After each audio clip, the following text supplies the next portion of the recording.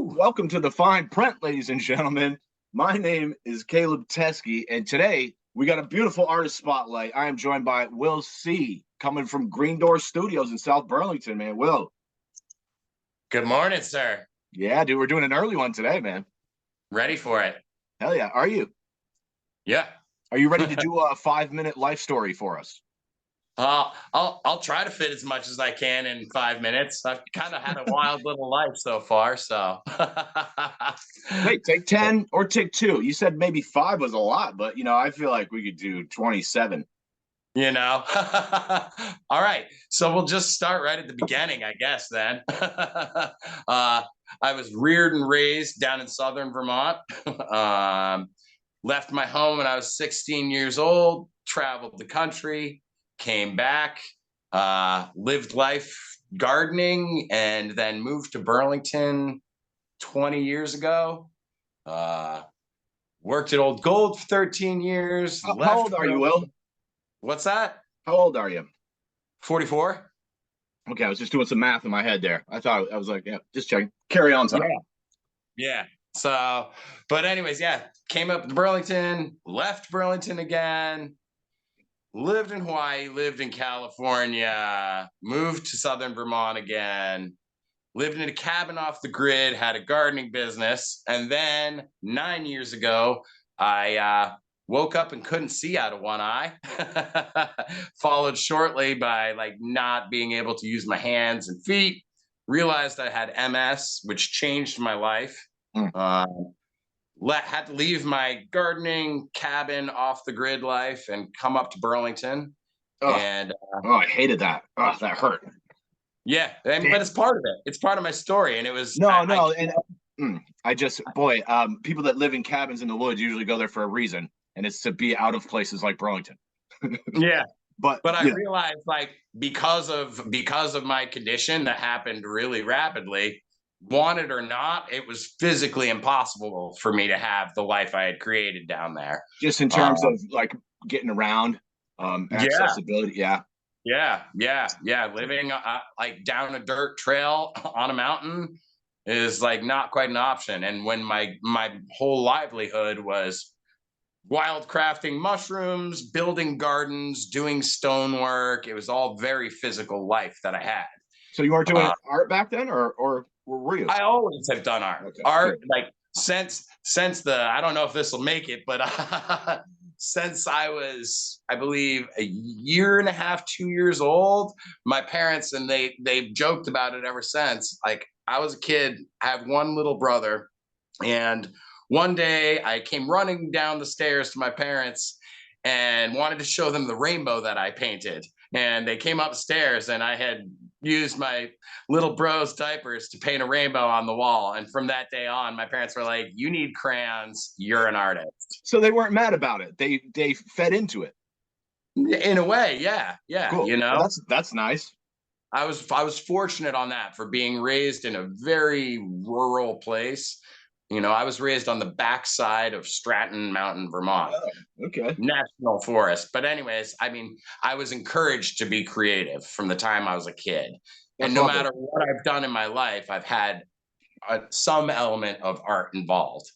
Even when it was landscaping and gardening, that was all creative work too. And when I first moved to Burlington, like I said earlier, 20 years ago, I was pretty heavily involved in doing art downtown. Before they ever did it, I got Red Square actually to start hanging art in there. And I used to curate all the art in there. I worked at Pearls, and I was doing all the art shows at Pearls, a couple different places downtown. And it was all about just getting artists a space that was public to hang art, because Red Square. I didn't even realize they had wall space in there. Damn. Not anymore. Things have changed a lot since then, but there was a grand period when we used to have monthly shows in there. Red Square, Half Lounge, Pearls. Yeah. Those were a few of the places that I took care of, making sure there was art on the walls there for a little while. Nice.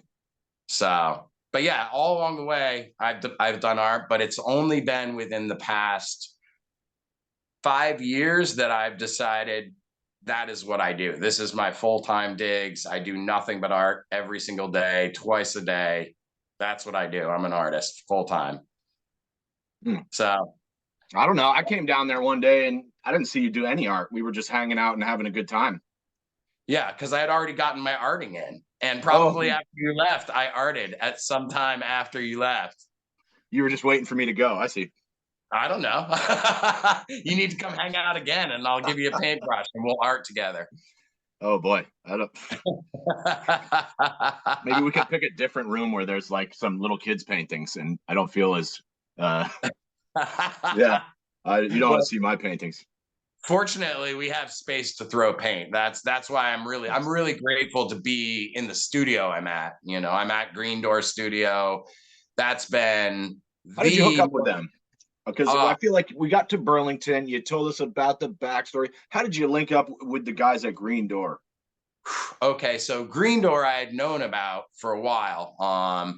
Right before the pandemic happened, I had just recently committed to having a studio space elsewhere. And then said pandemic happened, so I had a space that I couldn't even go to. And that was 3 years ago almost now. And the day I decided I can't be a studio artist because I had a studio and wasn't able to use it, Nicole Chrisman reached out to me out of the blue. And yeah, she was like, "Hey, we actually have had some changes here. You know, would you be interested in having a studio space here?" Yeah. So and you knew her? Did you know her previously? The only way I knew Nicole was because I had been, like I said, I was doing my art elsewhere, and I had been invited to do a couple shows at Green Door. Just as a guest artist. They knew of my art, they knew of me from around, and so that's the only connection I had. Yeah, but you never met her before then. No, not until I was invited to the show here, and she just reached out and was like, "Hey, come fucking make a mess on our walls."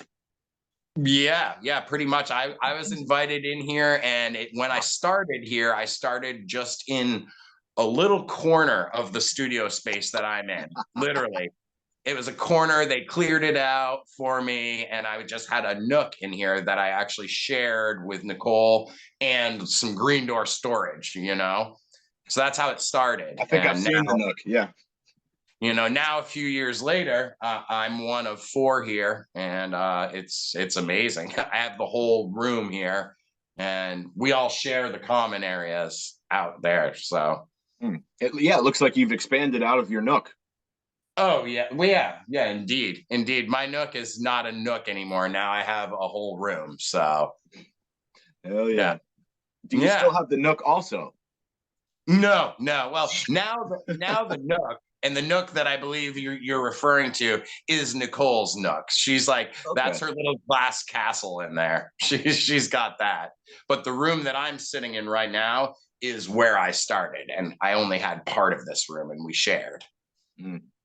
So that's the room where we were all hanging out late night after that last party. Back right corner. Yeah, that's my space. Yeah, it's like a panic room of color. That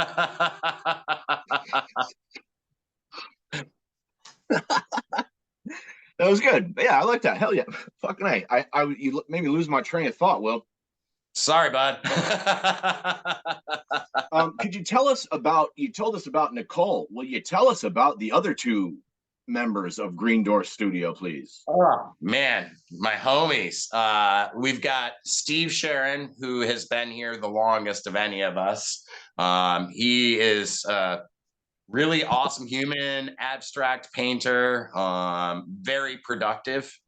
Then I've also got Scotty Raymond, who's a legend on many levels.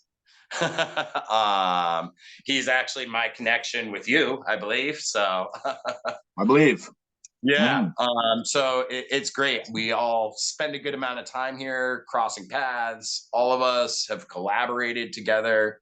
That's probably my hugest value to this space is being in a space with other artists that are solid humans and invested in creating beautiful things all the time, and we all share and exchange information and techniques. You know, I see that Sounds like my communism. You bunch of commies down there? oh man, we only have one rule here at the Green Door Studio. One rule: don't be an asshole. That literally is the one rule that we all live under. So I wouldn't call that communism. I would just call that humanism. I mean, we're pretty good at humaning No, but here. you're sharing ideas and doing collaboration. Sounds like Correct. communism to me. I saw it on Fox News on it. That's it. Oh man, that's why I don't watch TV. But yeah, so it's a great space that I'm with, and great artists that I hang out with. I'm really excited for what we've got coming up this year. It's really exciting. We just recently started hosting an event, Third Thursdays, which is like a pretty much a hip hop debut of. Wow, you're gonna jump right ahead in my fucking list, are you? You're gonna do I my don't own know. segue for me. You got me talking. You got me talking, and now I'm thinking about things. But yeah, that's an up and coming thing that we're going to be doing. Third Thursday of every month. It'll be a handful of hip hop artists from, for the most part, the New England area, um, having a space here to like say what they've got to say and be surrounded by a lot of colorful art. It's a really cool amalgamation of things that we can have here to be able to host an event like that. And Nicole, the head of our studio, is very, very, very much into. Is she running the show? That would make sense. She is the queen bee of our hive. She is indeed. And we so, all. Oh, go ahead. Go ahead. Go ahead. You go. Okay, fine, cool. I always I was curious because the first show we did there was one that I helped put together. With Mav, I got some weed sponsors that came out, and boy, that was a fucking. Well, I mean, there was another show earlier, like last fall or something, that was unrelated, but you know, I had this idea to sort of put some weed companies together with some of my friends, and boy, like Scotty was just like, "Yo, how about there here?" And I'm like, that would kind of be perfect, wouldn't it? Like, and I thought that first one went super well, and I had a fucking that's one of the best nights I've had for so long. It's just nice to fucking relax and have Scotty make you cheeseburgers at 2 a.m.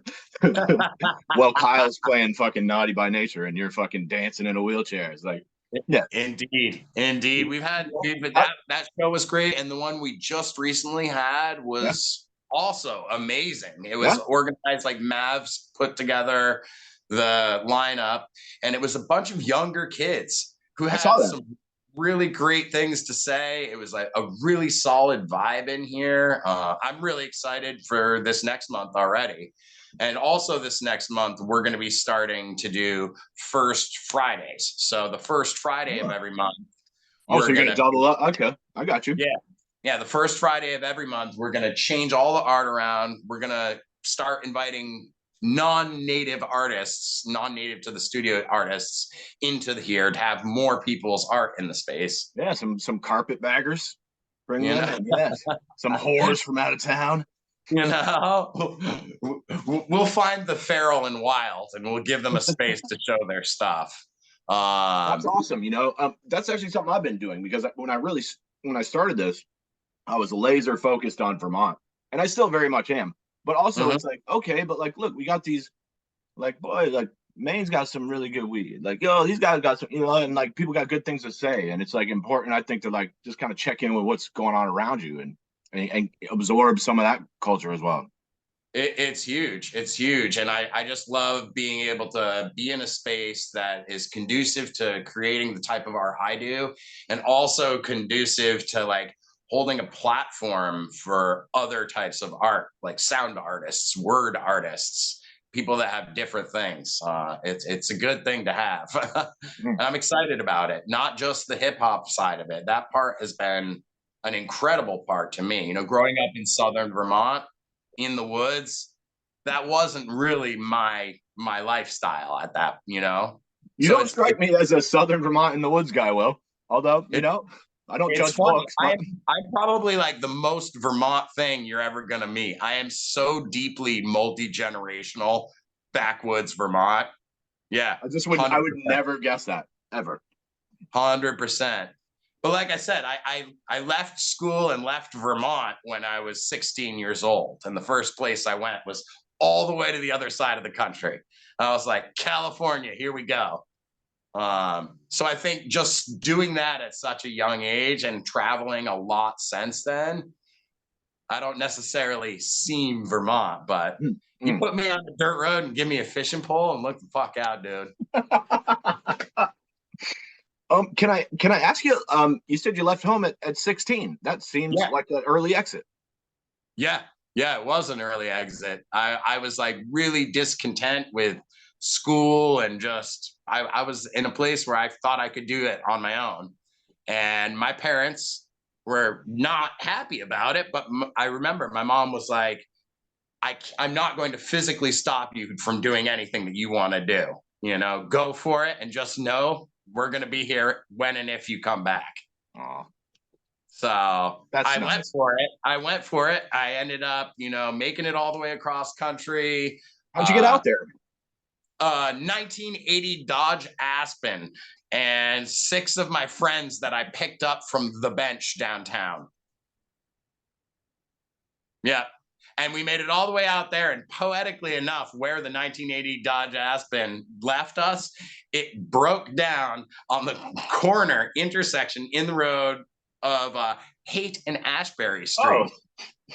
Right when all the water sprinklers went on and we didn't have any windows in it. But yeah, so went out there, did that, learned to live, ended up living on the streets, ended up coming back. Were you homeless for a little while out there? Yeah, as a 16-year-old kid with nothing but a handful of pocket lint. Yeah. How long, man?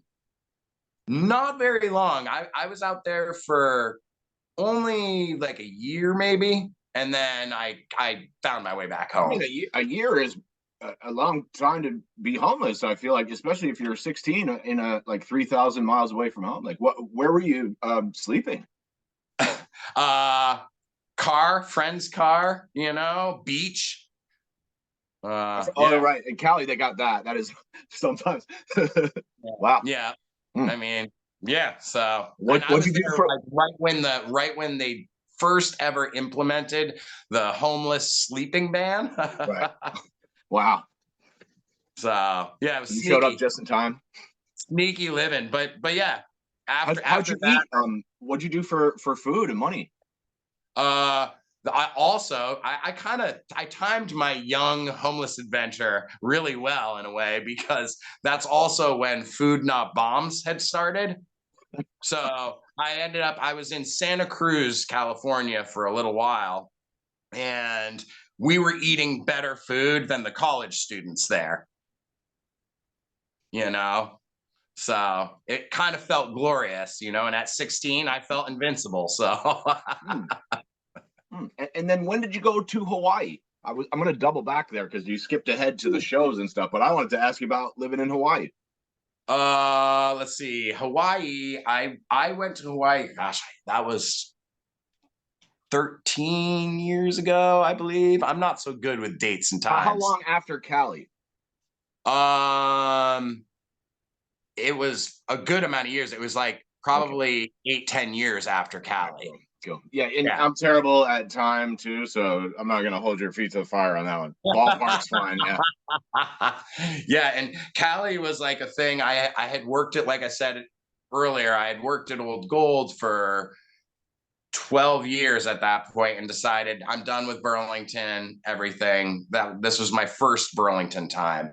And I got a one-way ticket to Hawaii. I was like, I need to go somewhere where I know I won't starve or freeze. And I need to go somewhere I've never been before. So I gave away everything I own for the most part, except for a backpack, a cedar flute, and a djembe drum. And I hopped on a plane and went to Hawaii. So, yeah. Okay, so you hop off a plane with a djembe and a fucking flute. What's the move? Then I showed up in Hawaii, and I decided I wanted to experience where I was, and growing up in the woods, I was like, the best way to learn where you are is go for a walk. So I was walking down the road and picking up trash because I saw trash, and then I found a trash bag and I'm filling up the trash bag. Met some locals there, and they were like, "What are you doing?" um, ended up getting Which island was it? Maui. Oh, cool. Yeah, yeah. Um, ended up getting a job as a coconut tree trimmer. Did you And have to then, climb the tree? Were you the guy that would fucking climb them? yeah, I was one of them. Yeah, yeah. Sick. Okay, cool. But honestly, like, it was that's what I did for like my work there briefly.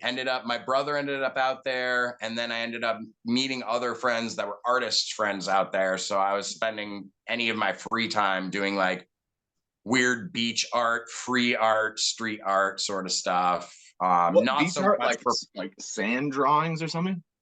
Oh yeah, there was this one beach that we would go to. It was like just around the corner from the naked beach, and all the rocks were kind of painted over there. And it was a spot where people would paint on the rocks, but not use paint. There was like red stones and chalk, and it was kind of an ongoing. It was hippie art. Well, you can't be using the paint, so it gets into the water. It fucks up the coral and like sunscreen and shit. But yeah, I feel you. So, and I I was like there for hippie art. I'm a fucking bread and puppet fan. yeah, yeah. Oh man, bread and puppet. I miss those days. Those were fun. Carry on, so yeah, well, Uh, that's a whole other can of worms there. yeah. But yeah, so I was in Hawaii for a little bit, ended up leaving Hawaii because I loved it so much. As weird as that is, like the people of Hawaii reminded me so much, as weird as this is too, of the people of Vermont. Like our conviction and our solidarity to like Vermonterness and protecting Vermont. And Vermont's been totally raped and destroyed within my lifetime. Literally. So I'm to the point now where I'm not calling people flatlanders. I'm not into that. That doesn't help anything. It's like the people that are here now are the Vermont now. It never will be what it was. But anyways, Same with Hawaii, Hawaii, dude. Like we were Hawaii out there the in same February, thing. and you know that they are super passionate, and it's because all their land was stolen, and they were also raped and fuck, like same deal. Yeah.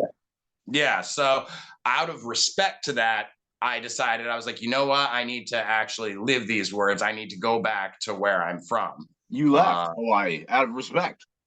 yeah. Yeah. Yeah, I bet they I, liked that because I know they hate tourists. They don't, and they weren't mean to me or anything, and I didn't feel any animosity. But I could feel like there was protests going on in front of the hotel where we were staying. They're out there every morning. There's like it's named after the queen, and I yeah. can't pronounce her name, but apparently, my homie told me, in the late 1800s, or we used to have a treaty with Hawaii. It was called the Treaty of Friendship and Commerce, or something, Yeah. and they would let us refuel our boats when we were traveling back and forth. And then one day we just showed up at late 1800s, early 19s, and just took over, imprisoned the queen, threw her in jail, and made it illegal for them to speak their own language. And Yep. that's what my buddy Matt told me before I went out there, because he knows I'm doing this journalism thing. So he starts telling me all these wild stories. I was like, damn, dude, like, don't make me sad before I come out to paradise. Like, but I Yeah. like to know that kind of shit, and it is It's kind of sad intense. to see how it's been taken over by all these fucking, dude, they got Gucci stores. Like Honolulu is just a fucking Yeah. I only ever was on Maui. That's my only experience. So, and I know each island is different. There's different things going on, different ones. The same thing that's going on everywhere, though, is they're taken over. It's sad. They're being totally, totally depleted still. I know. I saw a giant Monsanto farm out there. I was like, oh no! I saw the sign. Like, what the fuck? Like, Yeah. even out here, like, yeah, out here, we're on an island and no one can watch them do their shady experiments. Yeah. But yeah, Yeah. it was still a great time, dude. I had a blast in Hawaii. It was probably the best week of my life, I think. I believe it. I had to be honest. Yeah, I've always wanted to go. It's the one place I ever wanted to go, and we got to go last year, and it just worked out super nice. Like it did. The weather was beautiful. No, we didn't get delayed on any planes. It just everything was like perfect. It was like, thank you, God. Just let me have one nice vacation here. Yeah. So what about after Hawaii? Came back to Vermont. That's when you come back. Okay, cool. We're gonna have to jump ahead, and we're Yeah. Tarantinoing this a little bit because Yeah. I take sloppy notes and I like to bounce around. All right. I'm a Yeah. spontaneous creature, so we can roll with that. You mentioned that, and that's so nice, dude, because sometimes it just feels too formal when I just write like a ton of questions and then I'm staring. I'm like, what was the name of your third dog in high school? And I'm like, so yeah. I want to Oh, man. ask you. I want to ask you. When we were talking earlier, you mentioned a bunch of shows which I was going to run through, and you hit one of Yeah. them already. You hit the third Thursday, but I'm going to go down the list of what I got here. And Art Hop. Yeah. Yeah, tell us about Art Hop, please. Art Hop is the biggest known art event, I guess, in Burlington. It happens every year, and they shut down Pine Street for one of the 3-day event. And all the studios from one end of Pine to the other are all open and doing things. Green Door has kind of been a hub of the Art Hop, I would say, for a while. This last year was Green Door's 20th year of being here. Oh, really? Yeah. Yeah. This past Art Hop is what we celebrated Green Door's 20th year. We were actually fortunate enough to be able to get in contact with some of the artists who had been here previously and invite them in on the show for Art Hop. That's amazing. What a nice gesture. It's incredible. I mean, there's a reason why this space feels like a sacred ashram. There's just even though it also kind of looks like it's a fucking old. What did he say? They made bread in there or something? No, bristle brushes. I thought Scotty said paper. And if you go there was artists that were paper artists in here, and that's why there's still vestiges. Yeah, it's all stuck up on the ceiling. Okay, cool. Yep. But the building itself was originally a brush factory. Ah. Back when making bristle brushes was apparently a thing. Oh, well, like a horsehair brush? Like, what are we talking? I'm not sure the exact brush materials, but apparently that's what the place was originally. But it's been Green Door Studios for 20 years. I did not know that, man. I thought Scotty moved in there fucking 3 days ago. That's cool. Yeah, fucking A. Yeah, so it's all these buildings down here in the South End Pine Street area, a lot of them are old industrial buildings. I mean, the train tracks go right through underneath our neighboring building. And then over the years, the industrial buildings have been repurposed into, for the most part, art studios, music studios. It's like the hub of the creatives down here. Yeah, true. A brewery. You got Queen City down there. Yep. Yeah. Okay. Huh. You got Citizen Cider right down there. Yeah. Art and booze. Hey, we'll just call it the Strip, dude. We'll lock it down every night. And yeah, it'll be walking space on this Church Street too. Oh my gosh. I do love it too there in the summers where you could just open the green door to the studio and you can hear the music outside. And also that Arts Riot thing, that's what I wanted to mention, was the silent disco. Is that what you call it? We had the headphones on. During Art Hop? Yeah. We got involved with this guy that hosts like silent disco parties, which I was quite resistant to at first. Okay, me too. Yeah. I was kind of being a turdly stick in the mud. I didn't love it. I was like, what the fuck is this? I can't. Yeah. But then as with most things that I feel resistant to, I'm driven to go talk to the people. So I just asked some of these mostly younger kids that had their headphones on. I was like, hey, what is the deal with this? I don't get it. Why would you put on headphones when you're out around humans? And I learned something that I didn't even think about. And it was this one kid said to me, he was like, look, not only have I spent 2 very important years of my young life shut inside, but I've never known a life where headphones and phones were not a thing. He's like, we feel comfortable this way. Oh, because he doesn't have to stare at his phone. And also they're connected. He's used to this format of sound. I mean, I'm just old enough that I remember when one of my friends who had more money than me, he got his first Walkman. You know what I mean? Like that was my first sound experience.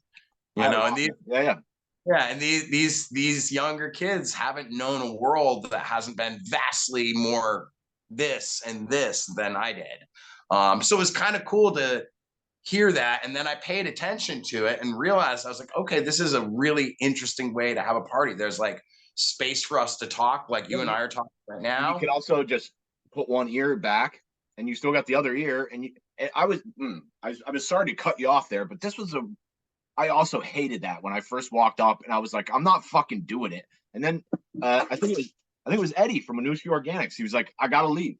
Take my headphones. So I took the head. I was like, fine.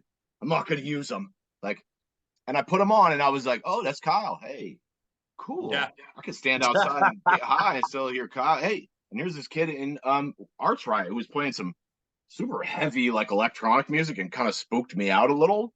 But, you know, it was like, I was like, all right, when you go to Red, just maybe pull that one back a little bit. Red's going hard. That was the other thing too, is it was cool to have an experience where I could literally go from this DJ with this sound, this guy with that sound, that guy with that sound. That was an interesting experience.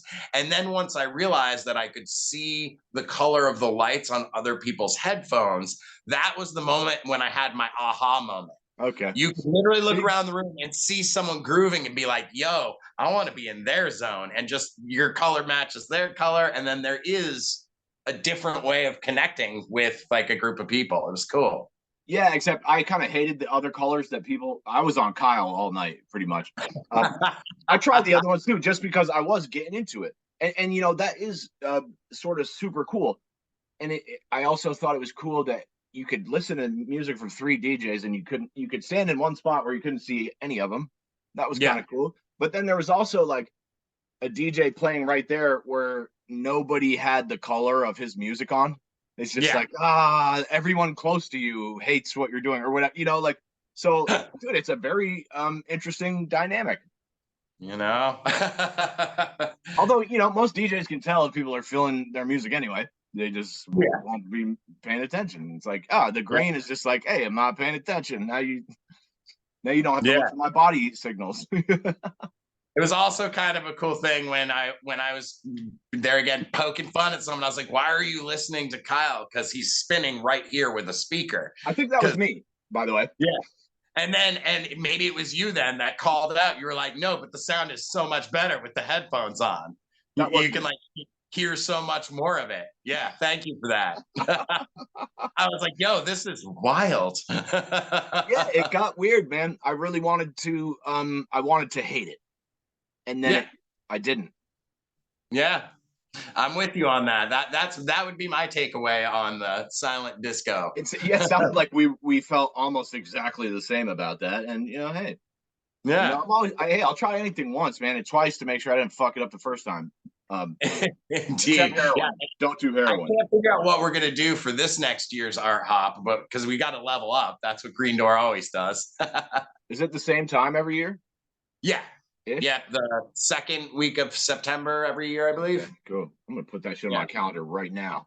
Yeah. Lock it in. Art hop's a thing. Art hop's a thing, and I'm sure we'll turn it out in some way. I mean, it always was a good time here. Dude, that was a fantastic night. I really, that was the night I remember having a great night was the last Third Thursday thing, and then the one before I was like, I was trying to think of really good times, entertaining times. It's like, both the times I was over there. Like, although I saw one of Wes's shows here in Morrisville. Wes always puts on a fucking good show. Really nice. Yeah. I see him always coming through over there too, so that's nice. Yeah. I believe this next Third Thursday, I believe he's getting in on. Is he? Yeah, right. I believe he's on the lineup. So I was sad that I missed the most recent one, man. I had it on my calendar and I just fucking fell asleep or something. I don't even know what happened. It's still in there. I looked back and I'm like, there it is. Like, yeah. Well, it was a good one. You definitely missed a really good one. But shut up. hey, guaranteed anytime we do something here, it's going to be a good one. So there's going to be more. That's why I come out there, man, because of the, you know, the don't be a dick vibe. Like, it's like, I don't like rules.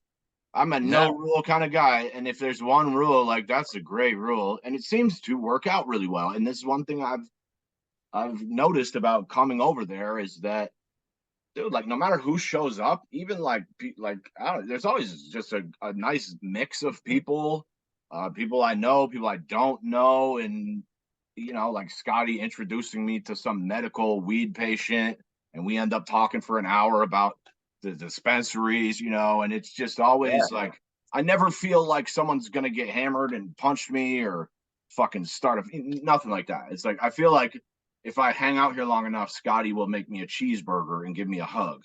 That's possible. That's quite possible. No, it happened. So I know. Yeah, yeah, and it's like having Kyle there, like after show, because Kyle will stick around. Like the show ends and everyone leaves. I think last time we were there till fucking 3:30 or 4 in the morning, and everyone cleared out at like I don't know 1. Well, I don't know. Yeah. And Kyle is definitely part of the Green Door family. He's our regular guy here. We love that guy. He's like an extended Green Door member. Is there anything not to love about Kyle? I can't think of anything. I've been waiting, and here's another thing. I've been waiting for Kyle to. I wish he would have I wish he would bomb one night. I'm so sick of watching him just be in the zone at just such a fucking high level every night. It's like, dude, just it would be cool to just watch him like break a needle or something. And he's like, oh shit, I never, like, oh, he's human. Yeah. Well, I'm sure he's a really talented guy, and he's also, as many talented people are, he's kind of a perfectionist. So I'm sure in his head, he's bombs all the time. He's a pretty humble and real dude. But I'm with you. Like, never once have I been around and seen anything go awry. He's a gangster. Can I tell you something I saw go awry? Huh.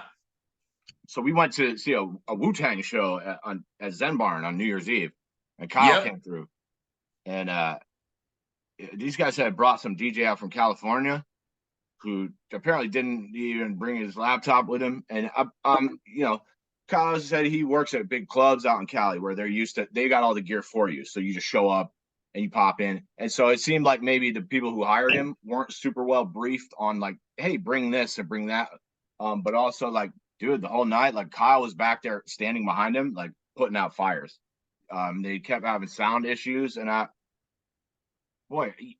was like, man, I wonder what that would have been like if he wasn't back there, like diagnosing all that shit and troubleshooting, like in the middle of the show.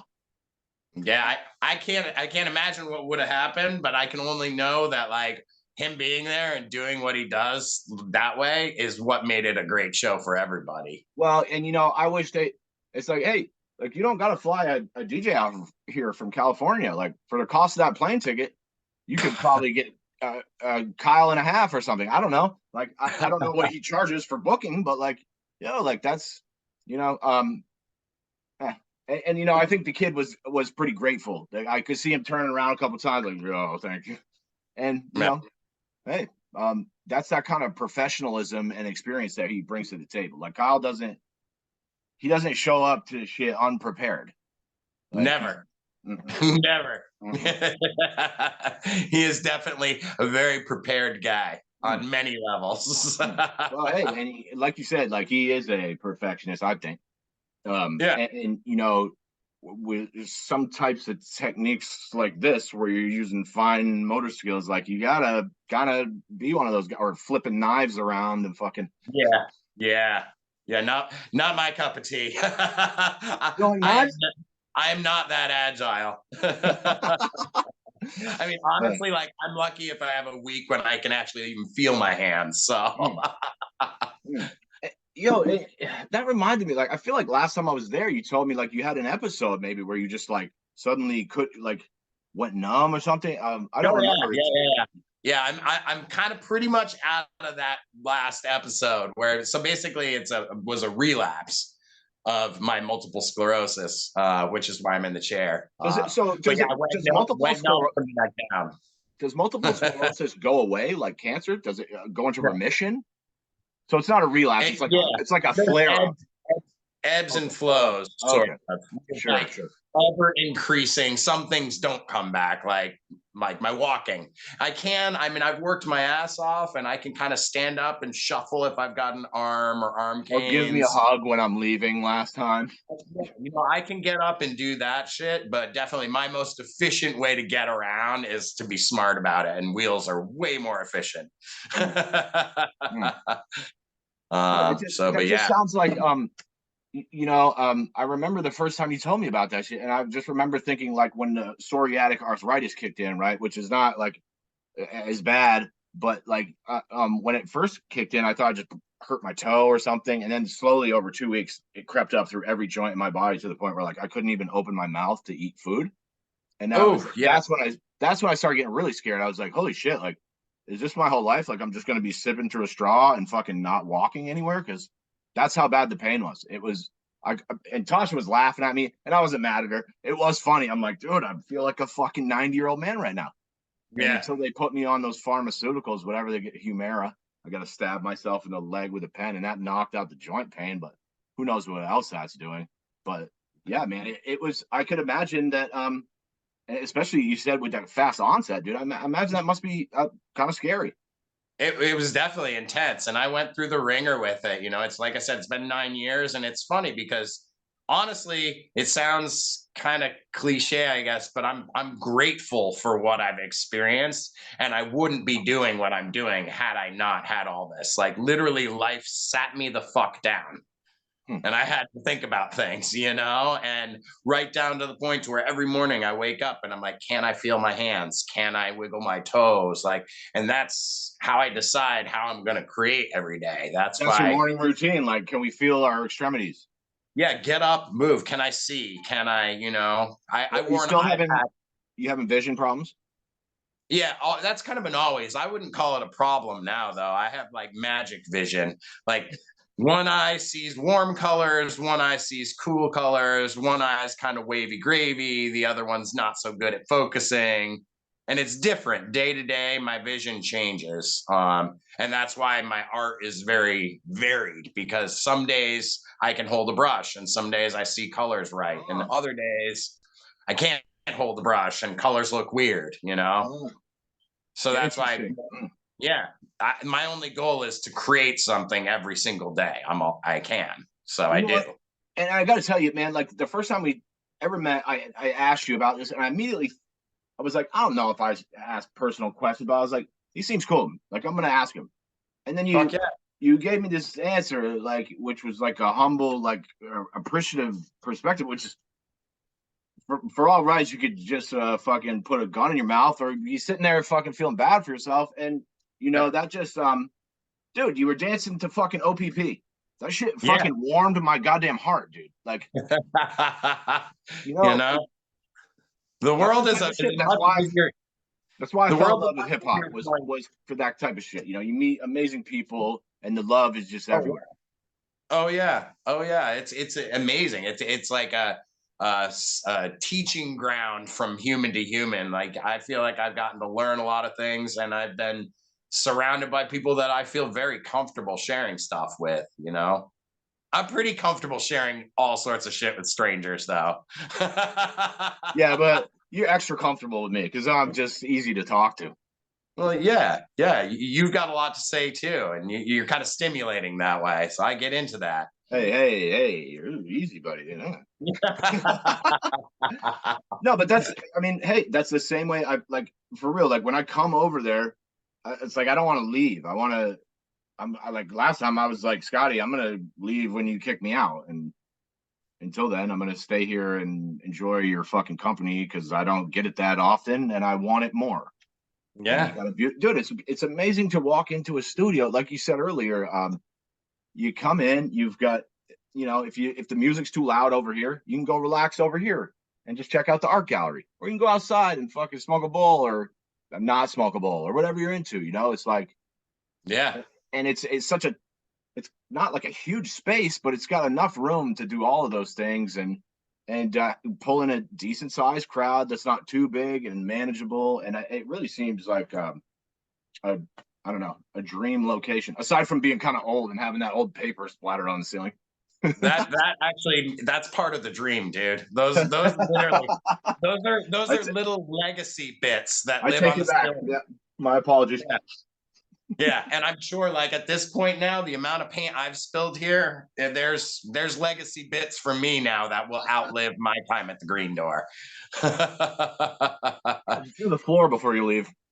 You know, we've done the floor during my Have when you? I had my solo show this last summer. We each did a solo show. We each got to take over the whole space. Awesome. And when I did that, I painted the floors. Yeah. I painted them so they looked like exploding space rocks because at the time I was into painting space rocks. Hey, I love space and rocks Yeah, and yeah. So explosions. yeah, I Triple agree. whammy.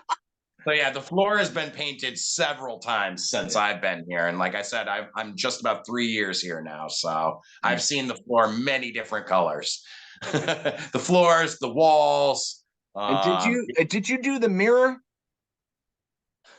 Nicole did the mirror. Okay, I couldn't Yeah, remember. yeah, Nicole did the mirror. That was when she did her solo show. She had written on a few different mirrors, and she decided that night to quote me on the mirror. So it's Oh, that's your quote. That's what it is. Okay. it was like a happenstance quote that came out of my mouth that evening, and she was like, "That's great. I'm writing that on this," and then we hung it up. So and it stayed ever since. Kind of like the "Don't Be an Asshole" painting that stayed. That was a Scotty original that he painted one night, and that has become our mantra here, or I our know. rule. I tried to get it from him. He won't come off it.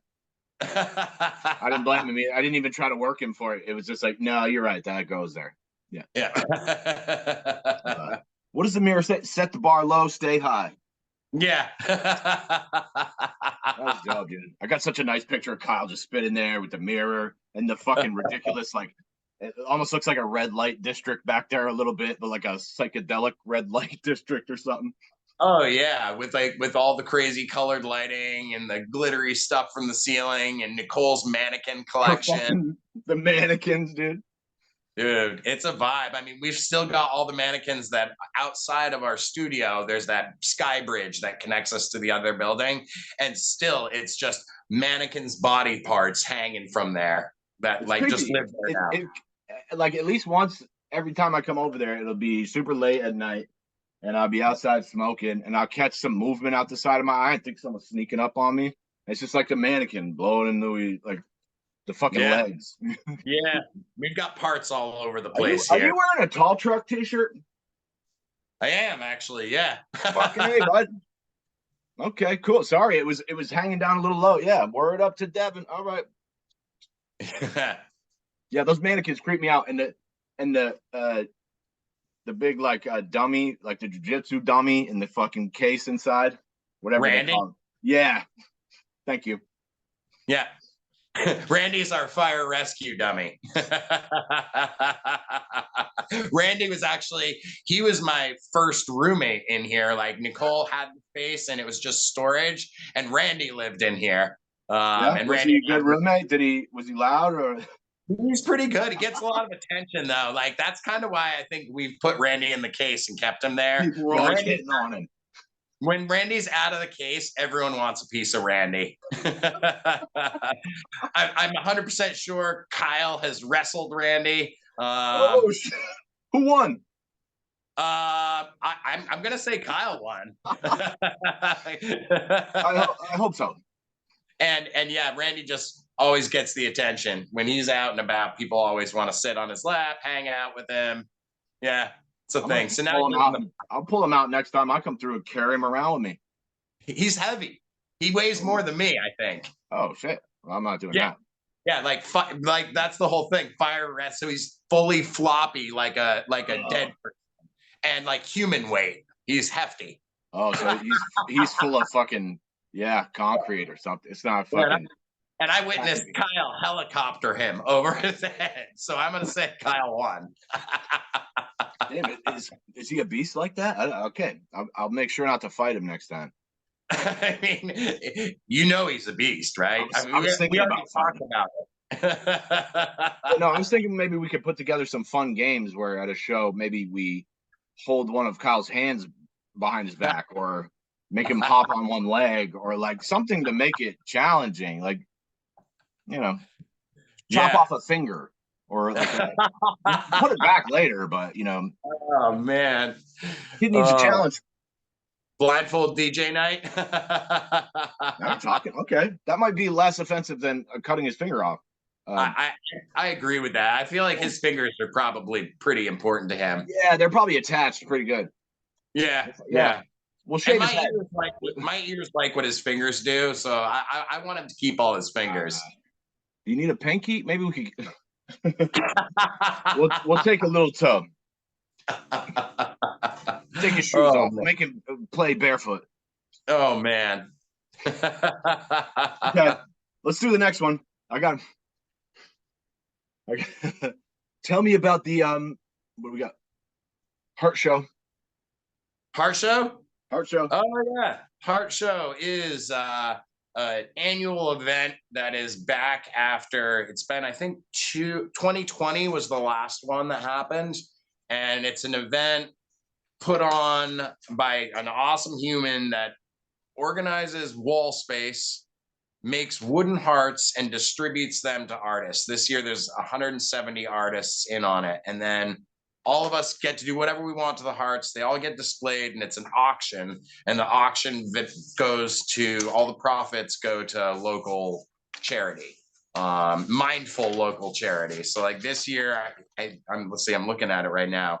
This year, 50% of the profit goes to Recovery Partners of Vermont, 20% to Pride Center, 20% to Passion for Paws, and 10% to the Craft School Harbor Place project. So like all of the money gets given out to that. So that's awesome. Yeah, and every one of us from this studio, all of us have a heart in on it. Pretty sure everybody from Scotty's tattoo shop, I think all of those guys are in on it too, and then just tons of artists, both known. Where is the event held? This year it's going to be at Shelburne Wine and Coffee Shop, which is like right downtown in the center of Shelburne. Yeah, so fancy Shelburne, huh? Wow. Yeah, it's kicking off on the 5th of February, so it's like wicked soon. Soon. Fuck yeah. 5th annual Heart Show. 180 artists, huh? Yeah. January 3rd. Okay, cool. And you said she will sort of hand select some folks that she really wants to work with to invite them as well. Yeah, she definitely reaches out and kind of looks for artists that may not be so readily exposed. She really finds people. But the other great thing is from it occurring years and years in a row previously, it's kind of a known thing, and a lot of people have been waiting for it to happen again. So this being like it's been 2 years without it, a lot of people were just eager already. Who's the lady that runs it? What's her name? Oh, you don't remember? Yeah, I know. I do know her name. It's Ashley, but I'm just trying to think of if it's under her business or how it's listed. That's okay. Maybe we could get in touch later.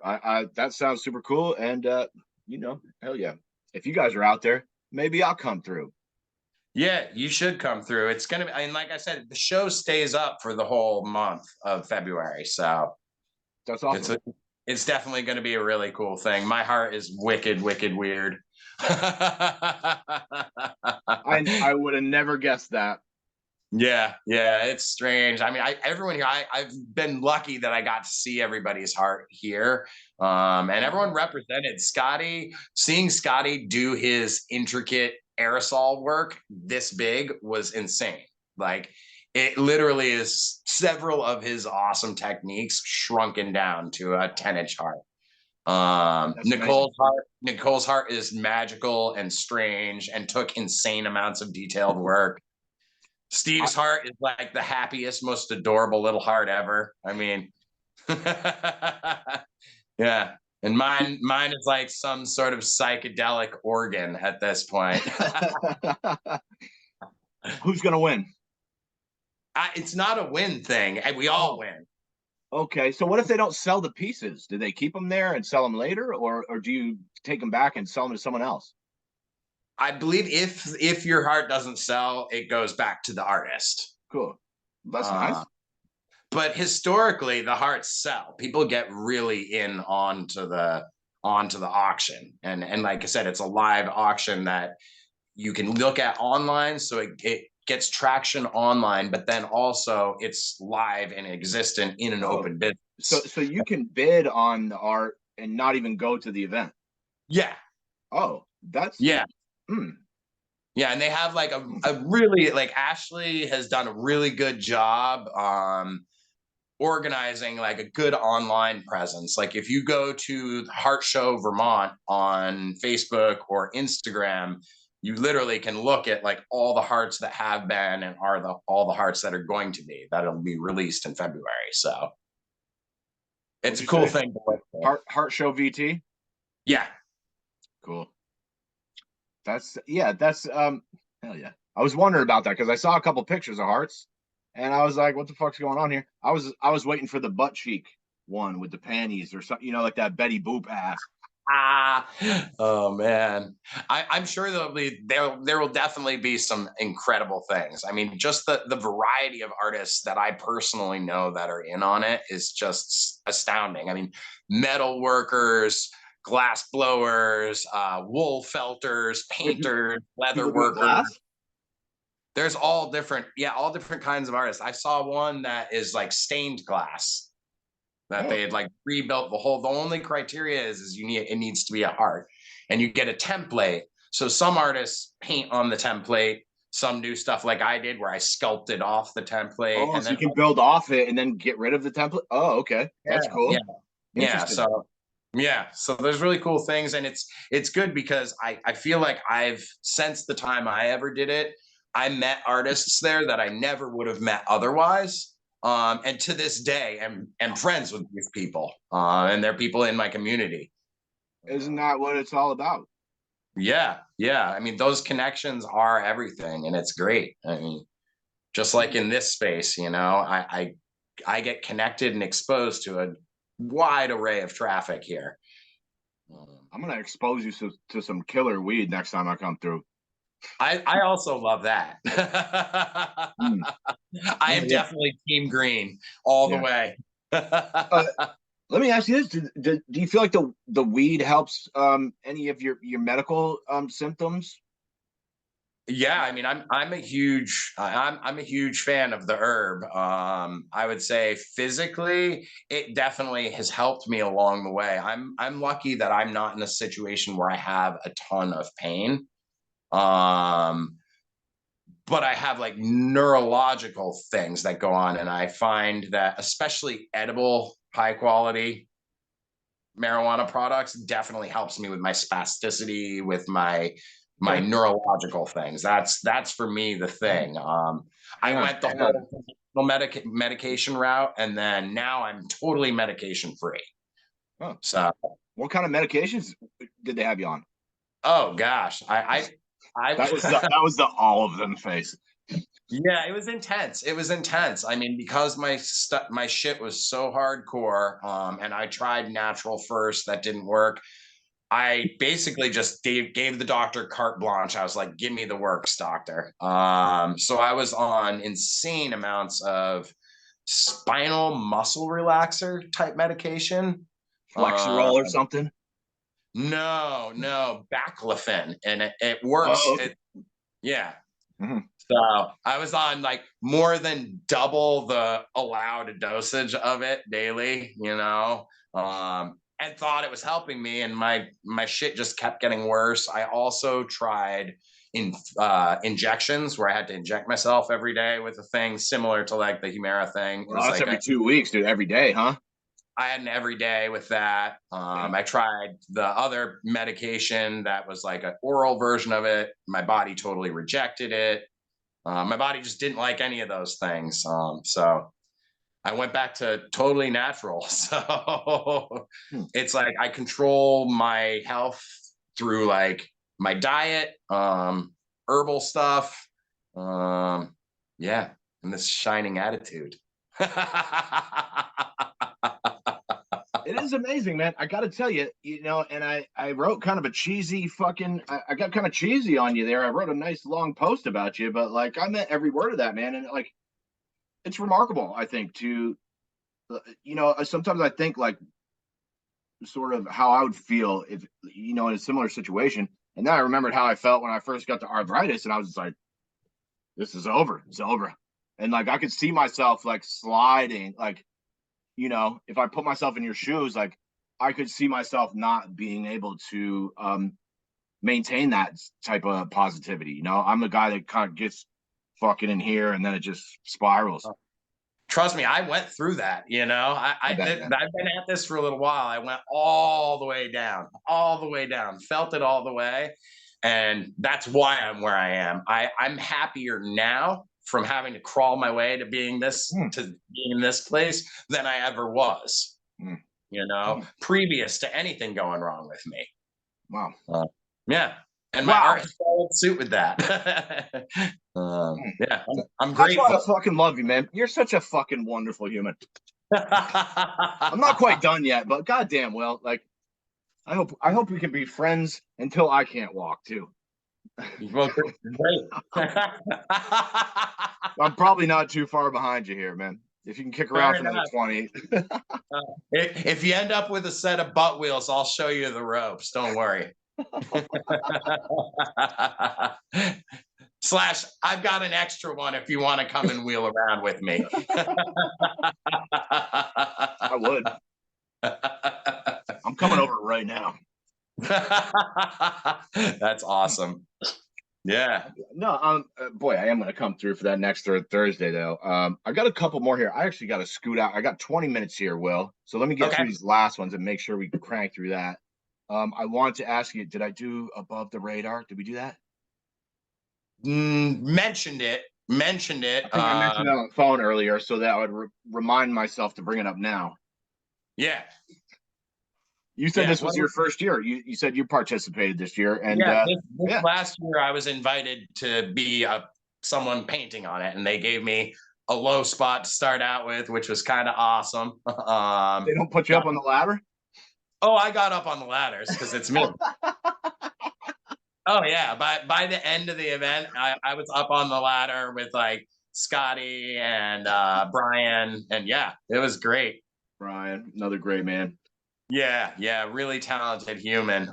So it's cool. Like I said, I had known above the radar happening. I knew about it. And yeah, it was a cool thing to be invited and given a little bit of space on the wall. I'm looking forward to next year. It looked like a new location. It sounded like they were doing it somewhere else for down on Flint Ave behind Burlington Brew Company. This was my first year making it out also. So I which is wild because I've known Scotty for fucking ever since I was like 19, and that's the first time I've actually been in town for that. So it was the first day too. So I didn't get to see the final product except on social media. The first day I was like, this is all right. And then I saw Sunday. I was like, fuck, dude, it's amazing. It's amazing. I actually just went down there the other day. I had friends visiting town, and we didn't know what to do. I was like, you know what? I know what to do. We're going to go check out the wall down there. And it's amazing. It was really, really cool to like step back and just be able to view what everyone had done in 3 days. I mean, that was amazing. Everyone gets handed like 20 cans of paint, and it's just like, go. Do you bring your own paint, or is paint supplied? People bring paint, but there's also paint supplied. So, which is cool. It kind of gives cohesion to the wall in a way. Well, and also you probably got maybe a stoner or two in there that forgot some of his paints, so you got some backup paints, and you don't have to run to the store or so, just in case. You never know. I mean, people roll in with stuff that they want to use, but yeah, that's part of the deal is like, if you're an artist there, you get a crate full of paint to work with. Is there certain types of paints that work better, like in the different seasons around Vermont? I am not an expert on exterior painting, but Shit. yeah, Yeah. seasonably, obviously, like cold and wet isn't good for any paint. Right. Well, I remember Scotty telling me that A-Dog mural they did like a couple days after he died, or maybe the day after he died. And Yeah, I believe he told me that it was just freezing outside. It was fucking frigid. And they're out here trying to blast fucking, a mural up on the wall. yeah. Which was something I had never really thought of because I don't fucking do art. Yeah. Yeah. I mean, Scotty is an OG. He has laid out more miles of paint from a can in all weathers than many people. So he knows all those tricks. I honestly like I'm pretty new in the world of aerosol painting, you know. I use a lot of it in what I do. I've done a few murals, I've done some cool projects with Scotty and Ant Hill and those guys. I've done some cool things, but I'm all in all, I'm pretty new on that game. I just remembered something. I believe that when we were there last time, oh man, I remember laughing about this because you were telling me where you shopped at and the types of materials that you get for your paintings. Hardware store. Would you care to recount that? Yeah, please. Go ahead. Yeah, I'm really into like when I'm not using aerosol paint, which that's also can be a hardware store buy.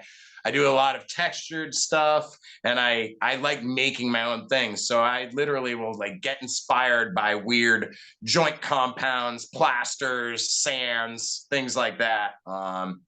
Pigments, raw pigments, making my own pigments, as opposed to buying stuff from an art store. You know, I will get good stuff from an art store, and then I'll do my homework and be like, how can I make this better, more, and cheaper? It's amazing. You know, creating generic alternatives for a bargain discount price. Yeah, and I'm just like I'm fascinated with the process of creating. So hardware store is something that I've known since I was a little kid, you know. It's a place where like there's a lot of cool shit there, and yeah, so that's where a lot of my material comes from. My girlfriend had a question. We've Yeah. got a Tasha question. I showed her a couple of your things, and she was like, "Did he put fishnets down on that or something?"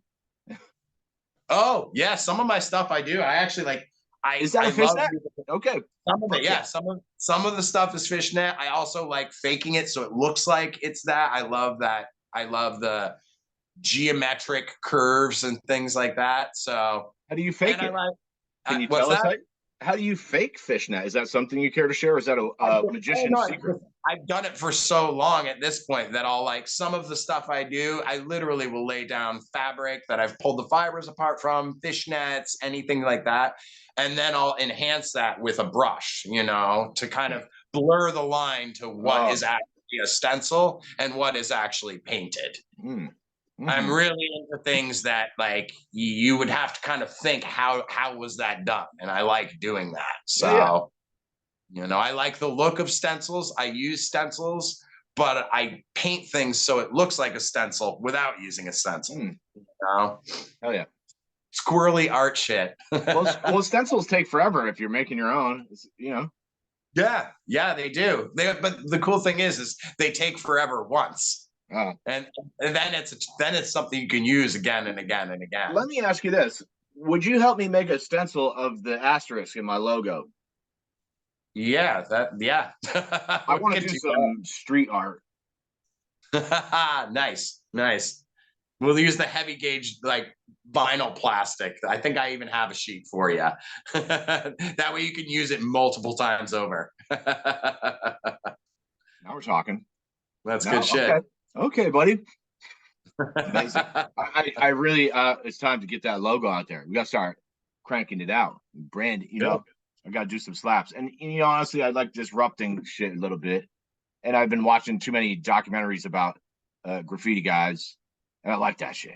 I'm not good at graffiti, so I was like, maybe if we did a stencil and I'll just stencils are great for that. Half black. I'll paint the inside of the white with the purple and black, or something. I'll figure it out. There you go. Yeah, we'll make you up a stencil. But then that'll be our first official collaboration, I guess. Yeah. That'd be beautiful. Yeah. Well, I got one left here, I think. I got some All about right. some shows that you were talking about down in southern Vermont, and I don't know if those were anything you'd care to shout out or if they're still going on or anything, but that was the last thing I had, Um, man.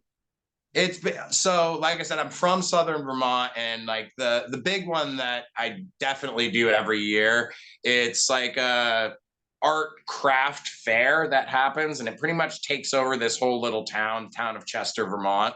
Oh, Which is like a postcard stamp town. It looks like a Norman Rockwell painting. But yeah, I've done that now for several years. My mother has done that show since 1982 or something. oh. So So so the I got in on doing it by helping my mom out like probably 10 years ago. I think is the first time I helped out with it. And then the past 4 years in a row, I have decided to like I set up a booth there. I bring all my art down there. I paint for the 2 day weekend that it is at, and then so sell my art there. your So mom indoctrinated you into this devilish yeah, art. Yeah. yeah, I got old schooled into it. She's like a textile worker. She's like a very, very, very talented, That's it. does anything with fabric. Yeah. And also for this show, like what got me in the door is I actually collaborated with her. So I was painting yards. I hand painted yards of fabric. And then she was taking that fabric and then we designed a couple like messenger bags, wallets, things like that. So she would take my painted fabric and then make it into, different products. How's that feel? So That's got to be that kind was, of fucking awesome, huh? oh, it was so rad. I mean, and that to me was great because that was kind of my first jump at making art that was usable, and it was something that was like an affordable thing where anyone could get in on that. Some of my paintings take so much time and effort to do them that it kind of closes off the market a little bit to some people. But No, dude, I fucking there's a couple in there that fucking blue on the bottom right behind. Well, it'd be your back left on the no, bottom. Yeah, it's yeah, the blue stripe. Yeah, dude, that shit's good. The Scotty collab you did, that Japanese style. Yeah, yeah. And yeah. then Scotty and I have done some really cool collaborations. One of them is actually out on the wall right now, the big face one that you were talking about. It's like a Oni mask sort of face. yeah, and that one that you had hanging on the door that's like a dude like curled over, black and Yep, white. yep, yep. Yeah, those are all up there. Yeah, dude. Like like the I'm not even usually into the shit like that, them human forms and shit. But boy, like just the Yeah. shapes that like boy, you really broke it down to a simplistic level that a dipshit like me can understand. Because I don't Yeah. do all like we went to the Mass Mocha. We went to a Flying Lotus show at Mass Mocha a couple of years ago. We got free passes to the museum, and we went in, and Yep. it was just like I just wanted to see some nice paintings and shit. It's not like that. It's like Annie Lennox had a pile of sand with a piano in it. Like I don't care about that really. Like that's cool, but like I'd rather just see some like I'm a basic bitch when it comes to art. Like I don't understand that interpretive like contemporary shit. I like I feel stuff I that feel looks like nice. I feel like you and I have had some pretty engaged conversations in here about art. I don't think you're basic at all. Well, I just don't. It's the contemporary shit. Like, I don't. I like sculptures and shit, but like, boy, paintings is what's up. I could just Yeah. if I walked into a art gallery and it was all paintings all the time, like that would be fine. Um, Sculptures are The cool too, though, and I like other types of mediums, but like, like that's why dude. Every time I come through, I'm like constantly just staring out like this is yeah. nice. I got Yeah, you music gotta over here. I got new art from you know. yeah, you gotta stop in here sometime. I'm I'll coming. definitely just hook you up. I'll hook you up with a painting if you come in here. I'll trade you a painting You for gave your me one, dude. You gave me a little one. It was not your finest work, but I appreciated the fuck out of that. It was like a little 4x4 yeah, maybe, and I got it hanging in my window right now.